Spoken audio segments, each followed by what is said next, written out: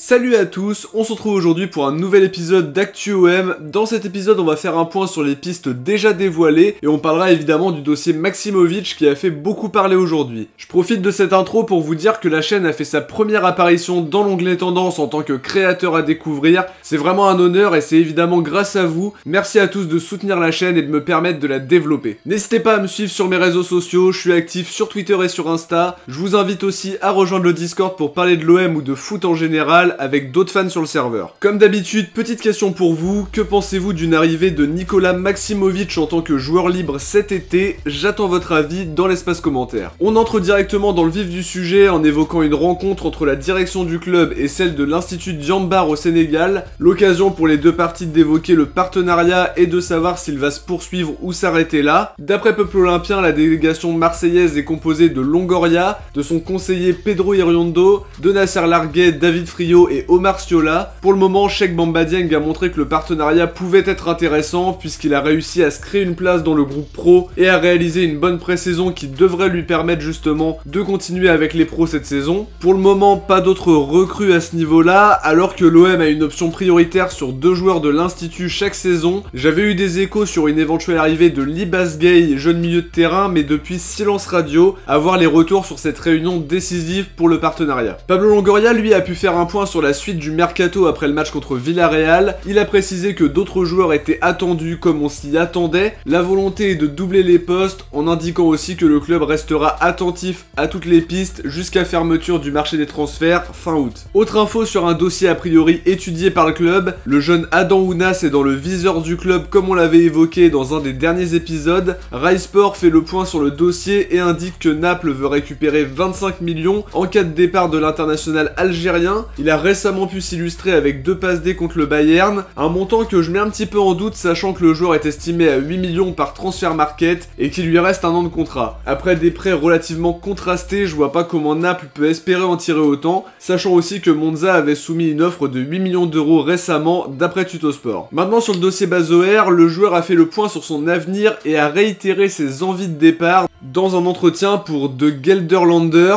Il a évoqué le fait qu'une offre est déjà arrivée sur le bureau des dirigeants du Vitesse Arnhem, une info qui fait écho à l'offre formulée par Longoria à hauteur de 4 millions d'euros qui a été refusée par le club néerlandais. Une piste intéressante pour un joueur polyvalent, capable aussi bien de jouer milieu défensif que défenseur central. Petit point maintenant sur le dossier Thiago Almada, Nicolo Schira évoque un done deal pour le transfert à Atlanta United, un contrat jusqu'en 2025 attend l'Argentin, un montant de 13 millions d'euros est évoqué. De son côté, Fabrizio Romano confirme l'accord Vélez-Atlanta, mais indique que le club américain doit d'abord conclure un accord avec le joueur, ce qui n'est pas encore le cas. Doug Robertson, journaliste d'Atlanta, indique que ce n'est pas encore fait pour Almada et qu'il n'est pas encore un joueur d'Atlanta. Un dossier qui devra se décanter rapidement, sachant que le mercato en MLS ferme le 5 août. Après cette date, si le transfert n'est pas bouclé, l'OM pourrait avoir une nouvelle chance dans le dossier. Pour Daniel Vaz, la Cadena Nasser indique que les agents du latéral espagnol ont rencontré les dirigeants de Valence pour leur demander s'ils étaient prêts à négocier son transfert à l'OM. Les dirigeants ne sont pas satisfaits de l'offre pour le moment, mais pourraient revoir leur copie en cas d'offre plus élevée. Le coach Bordalas, quant à lui, veut compter sur le joueur pour la saison prochaine, même si le risque c'est de le voir partir libre l'été prochain. Dernière info de cette vidéo, vous l'avez vu au titre, d'après Gianluca Di Marzio, il y aurait un accord salarial entre l'OM et Nikola Maksimovic. L'ancien défenseur de Naples est libre depuis le début du mercato, et Longoria lui aurait demandé de patienter en attendant un départ. On pense à celui de Chaeta Tsar notamment, même s'il tarde un peu à se matérialiser. C'est un transfert qui serait quand même à moindre coût, même s'il y aurait une prime à la signature. La piste est intéressante pour un joueur de 29 ans qui n'est pas à court de compétition et qui a encore des choses à donner à un club. Voilà pour les dernières infos concernant l'OM les amis, on arrive déjà à la fin de cette vidéo. J'espère en tout cas qu'elle vous aura plu, si c'est le cas n'oubliez pas de liker, de commenter, de partager et également de vous abonner si ça vous plaît. On se retrouve dans la semaine pour analyser l'actu du club. Ciao, portez-vous bien et surtout allez l'OM.